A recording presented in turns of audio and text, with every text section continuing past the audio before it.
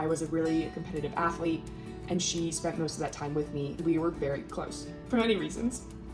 And I was her. Like, everything that she did, I wanted to do.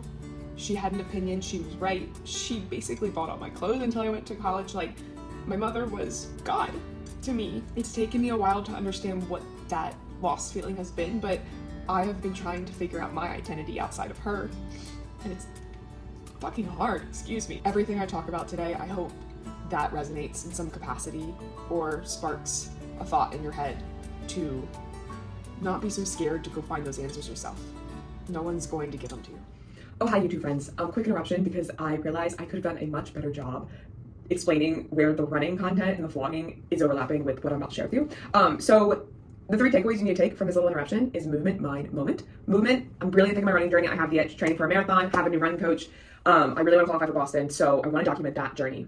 Mind, I'm obsessed with the mental resilience, mental fitness component of running, but in life in general. I can easily block off an hour in the day to go run or work out, but I can't seem to do that for my mind unless I'm in therapy, which I am. So I really want to focus on content around my experiences and journey, understanding more about my mind and how I can help myself from that perspective. Mental health matters. And then moment, you will find out watching this video that I'm very reflective, almost too reflective at times, a little too self-aware. A lot in my life in the past few years has forced me to take a step back and try to understand my past experiences, my current experiences, these moments that we're living in. In these moments we're living in, how can we be better and do better? So running has been a source of therapy for me when we were talking about reflective practices. And I find myself running sometimes without headphones, just to kind of force myself to sit with the thoughts. It's uncomfortable, but then I solve problems in my head. It's kind of crazy. Okay, enough of me jabbing. Let's get into it. I walk miles to get to you, babe.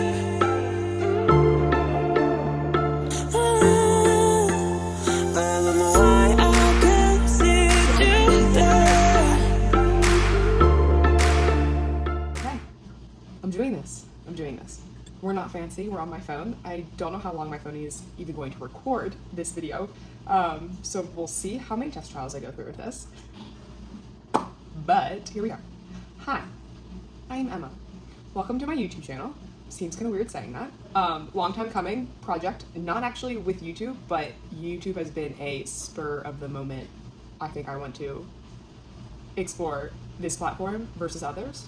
This video is going to be compiled of a lot of different clips. I feel like it's more fun to watch videos like this when there's some talking and then some activity, which will be this video. But as an introduction in my first video ever on YouTube, I wanted to do a story time. The good old story times. Because there's a lot in my heart that I want to be more vocal about. And I think it's best to understand my story so far and walk through whoever's watching this, God bless you, and give you some context and background to what really sparked all of this for me, and maybe it's useful for you and inspiring. I think this will be very healing for me because it already feels a little odd and uncomfortable, which is good because I'm not as vocal about these topics as I should be, because every time I've been vulnerable, I have always been blown away by the response and the love and the support that I receive. But it's really goddamn hard to be vulnerable. And it's super uncomfortable, but that's how we grow. So, today we're gonna be talking about my story with grief, losing a parent, a loved one, and in those past 5 years since that's happened, my healing journey. And really what I want to talk about today is what I have learned, truly are the lessons that I've learned so far through my healing journey with grief and from losing my mom, what that has taught me, because while I'm still learning, there's a lot that I was forced to go through, I think earlier than others, and maybe what I've learned could help you in any capacity. So I have my laptop here because I wrote down 3 lessons that I wanted to share today, and I had to write a little like tidbits about them, so if I have writer's block, but aka speaker block when I'm talking to you, I can look down. So let's dive in. So I'm 25. My mom passed away when I was 19. We're coming up on 6 years in March. And I don't want to spend too much time talking about that side of this whole circle, because while it's very significant in my life, I am not ready to dive into, honestly, the horror and trauma of watching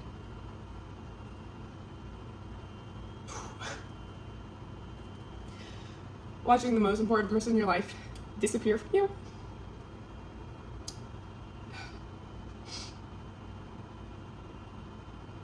That pain is unbearable, and it comes and it goes.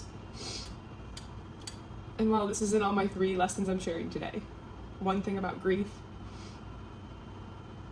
is it never goes away.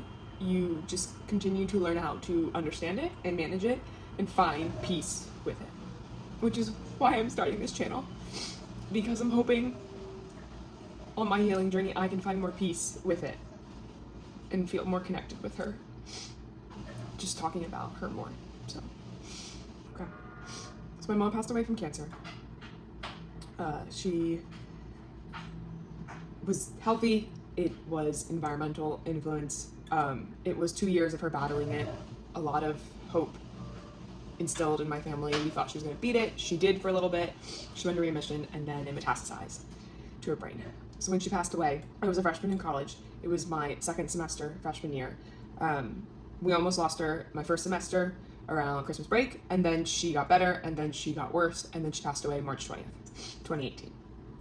And from there, I had 3 more years of college. I was in the thick of figuring out who I was. Not that you do truly in college, but with that thrown in, I always tell people when I meet them, I had a very different college experience than most. And I'll get to that at some point. But this ties into my first lesson that I want to share, that I've learned from losing her in the past 5 years, that I'm still grappling with, and it's just not easy to sit in because it sucks. And that lesson is that some answers in life are up to me to find. That my mother would have not had all the answers that I would want her to have now, even if she was still here. Being an adult is hard. Understanding yourself is hard. And I think up until she passed away, I didn't realize how much of my identity was wrapped around hers, because we spent so much time together. I was the baby of the family. I was a really competitive athlete, and she spent most of that time with me, and we were very close for many reasons. And I was her. Like, everything that she did, I wanted to do. She had an opinion. She was right. She basically bought all my clothes until I went to college. Like, my mother was God to me, and she knew no wrong. She never made a mistake, which I know it's not true. We're all human, but she was just the most wonderful person ever. And when she died, it's taken me a while to understand what that lost feeling has been, but I have been trying to figure out my identity outside of her, and it's fucking hard, excuse me, but I just don't know what I like to do. I don't know what I'm passionate about. I feel so stuck in my career and what lights me up and what wants to get me up every morning. It just feels like this hamster wheel, and my understanding as of now is I have to grow up, and there are just answers that I'm gonna have to experience for myself, and I can cry and grieve her and wish that if she was here, it would be all better. But the reality is, even if she was here and she was healthy, I would still be struggling with certain things. And I have to put the puzzle pieces together, you know? And I think no one really seems to be discussing the hardship, I don't know if that's the correct word, but how hard it is to dig deep in yourself and understand your identity and be connected and aligned and sure of what you're doing in life. Even if you're scared, you're supposed to be scared, but you're supposed to trust yourself and figure it out. And that's a hard lesson to swallow. I haven't truly learned it because I'm still going through it. But out of everything I talk about today, I hope that resonates in some capacity or sparks a thought in your head to not be so scared to go find those answers yourself. No one's going to give them to you. All right, lesson 2 in the past 5 years of what I've learned from losing a loved parent is a bad day is not a bad life, which seems kind of cliche, but hear me out. The few months after my mom passed away, the true like heaviness of bereavement, everything felt heavy. Everything today still feels pretty heavy, but I think it's so easy in society to get tunnel vision. And one thing goes wrong and everything's wrong. I am notorious for thinking that. For thinking more pessimistic, not taking a bird's-eye view on circumstances. And just because I have a bad day does not mean that the rest of my life is going to be bad. It's not. You know, when you're in the middle of your adulthood, or middle of your 20s, excuse me, everything I seem to be doing, I'm like, this is going to affect everything, but it's not. Like, 4 years of college is not going to be the best 4 years of your life. Your 20s are going to be your 20s, and your 30s are going to be your 30s. And just because you have a bad period or a bad season, even if it's more than just a single bad day, we're around for a very long time. Ideally, we're around for a very long time. I hope we're around for a very long time. And there's a lot that we can't control, and that's another subject. But working towards this mentality of I'm having a bad day, but that doesn't mean that my life sucks. It's a lesson that we all need to learn, or a lesson to continue learning and understanding and approaching with curiosity. Why did I have a bad day, and what can I do to change it? Life's always moving. It moves on. It's changing. We're constantly in different phases and realms of our humanity. It's approaching it with curiosity and taking broader perspective of how you want to live your life, and maybe not just that single day. And then the last lesson that I wanted to share today is that people come into your life for a reason, and the right people will find a reason to stay in your life. When my mom passed away, I learned a lot about the people in my life, because the people who I thought were going to show up didn't, and the people who I did not expect to show up did. As I'm understanding that now, everyone's going to walk into my life for a reason, whether they stay for a day or a season. I need to pay attention to who comes. It could be even a stranger. Going through grief really shows you a lot about a person and about yourself, and it also shows you a lot about how people can approach death. And death is super scary, and you find that some people who you may have thought were your rock aren't, and you almost then double grieve losing the people that you thought were going to be your support system. So we have to pay attention to who's coming into our life. And then in that realm, the right people are going to find a reason to stay. Oh, intermission. Here's my kitty. Say hi, Theodore. Hi, Theodore. This is Theodore, my beautiful kitty. The right people are going to figure out how to stay in your life. And that doesn't mean that they're going to stay in your life for every day. I have been delightfully surprised at the people that I was close with when I was little, that I kind of lost touch with. And then a few years after my mom passed away, we're back in each other's lives like nothing's changed. And those people are so important to me. And I'm just so happy that I was open to them coming into my life. I think it's easy to hold grudges too when people come in and out, but you're always going to figure out how to stay. And I say that too for the people in your life. You're always going to stay in the person that you want to stay, or you're always going to stay in the life of someone you want to be in. We adjust, we change. I think we hold so much fear of losing people. I do. I'm even saying this now and I feel like a hypocrite because I'm so scared to lose so many people. This is a good reminder for myself. But people are going to stay. Just because you say no to an event doesn't mean that they're not going to be your friend anymore. I'm guilty of that. People pleaser. People come into your life for a reason, and the right people will figure out how to stay in your life. So, that's all I'm diving into today. I really hope this video is still recording. I hope you guys feel inspired in some capacity of what I'm sharing. Whether you have lost a parent, you have lost someone that you love, maybe you haven't. This is my journey, and I'm sharing it because I want to be more open about my self-discovery. And you'll find in the content that I'm going to create, a lot of it will revolve around running, and I will share more about that in a little bit, but I found healing in movement and mental challenges that certain activities present to you, and it's been very good for me.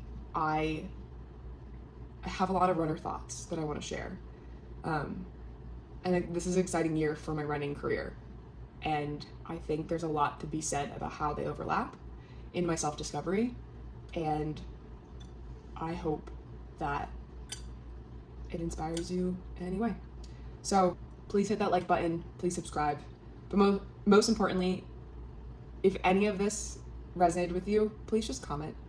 I would love to connect with more people and not feel so lost, and that's why I'm sharing this with you. So out of all of the things I'm telling you to do, if you could comment if any of this helped you, inspired you, or you felt something similar, that would be great. So I'll talk to you guys soon.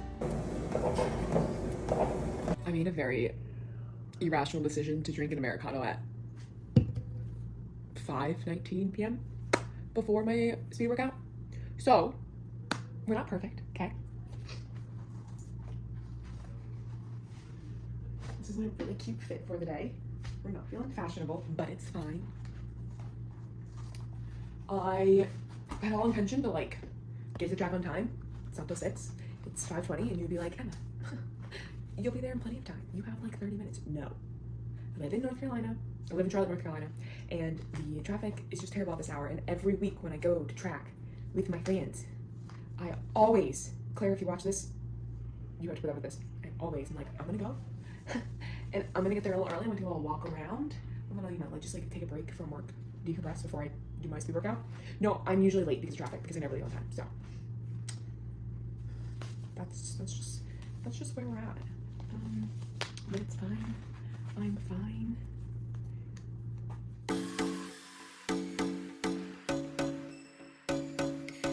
Alright, workout's done.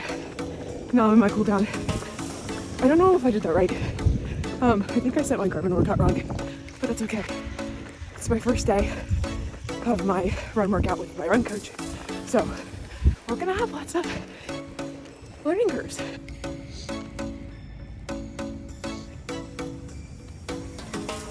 We're runners. We haven't seen our toenails in months. We're runners. Of course, someone perfectly reason to talk about how long our long runs are.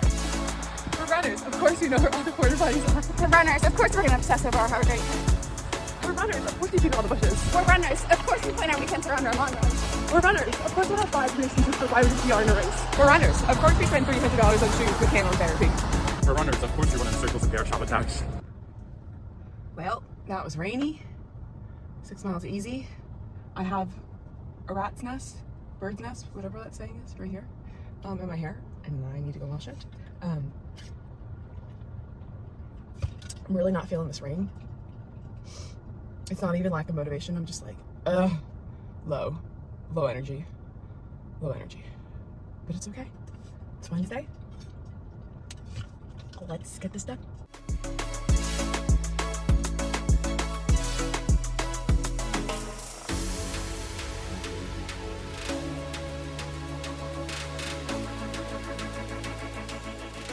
Rough day for reasons I'm not going to go into. But if you're watching this and you've lost someone, some days just suck. You just gotta let them suck.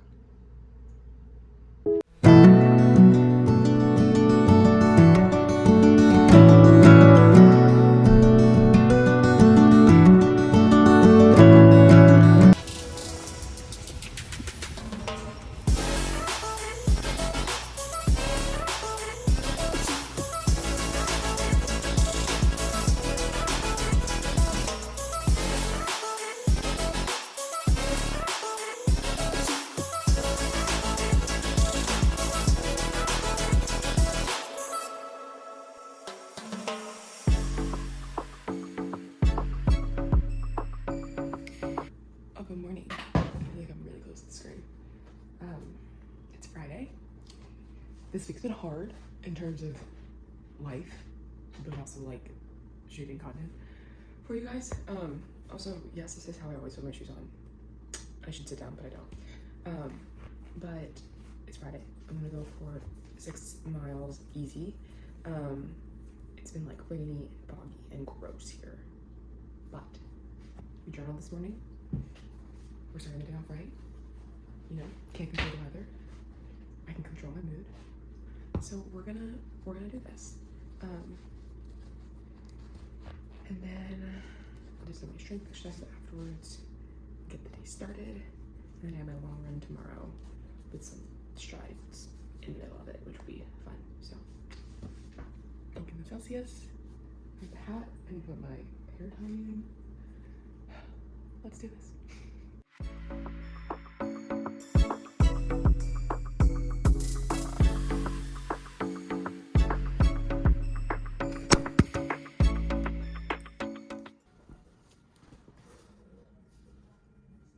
It's the end of the work week. It's Friday. I'm meeting my friend for wine tonight on a rooftop. It's gonna be fun. This week has beat me, but it's okay. I just need to go to sleep. I think I'll be my mileage too. I'm definitely feeling that. I kind of realized that today, so it's all good. I'm gonna wake up refreshed and have my long run tomorrow, and I can chill during the day. I'm gonna go to the sauna and do cold plunging sauna recovery, and then I have a really fun double date with my best friend, my boyfriend, and her boyfriend tomorrow night. So the weekend's gonna be a lot of fun. So yeah. Slam's laptop shut till Monday. Not sure. I will be opening it up tomorrow, but it's okay.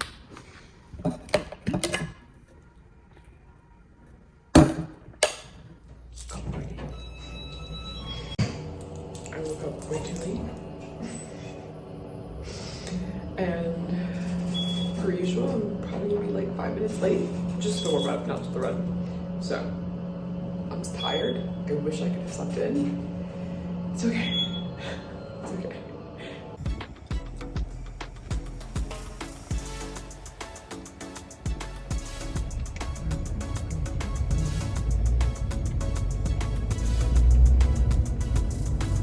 How embarrassing. I'm just staring at the camera. I don't really do this, Ed. You know? So many people are gonna slide into your DMs. Be like, wait, you deserve that. Yeah. Middle of recovery and my strides. Oh, this is actually fun. I like having variety in the workout and not just running a flat pace. So I'm going too slow.